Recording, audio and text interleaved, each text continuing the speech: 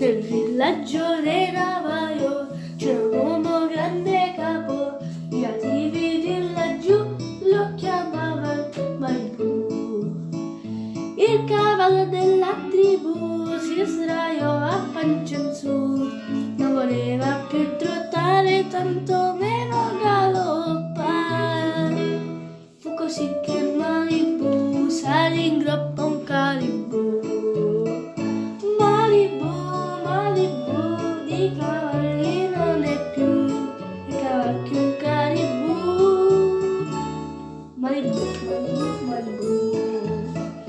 Lui fu capo pelle rossa, con piuma in testa rossa, sui colli cavalcava sotto il sole che scottava. Con il caldo che faceva, un gelato in mano aveva, agile dal lampone quasi sciolse sotto il sole. E pertanto il caribù gli divenne rosso e blu.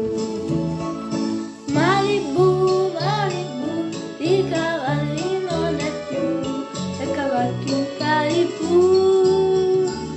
Rosso e blu, rosso e blu, rosso e blu. D'improvviso una tempesta si formò nel cielo lesta e dall'alto un acquazzone sciolse subito il colore. Il colore del caribù non fu più di rosso e blu, ma per l'acqua il suo scherzetto il colore fu violetto. E da allora Malibu, monte viola caribù. Malibu, Malibu, di cavalli non è più, è cavalchi un caribù. Corri tu, corri tu, corri tu.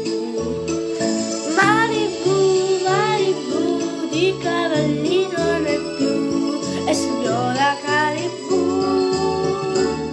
Corri tu, corri tu, corri tu. Sì.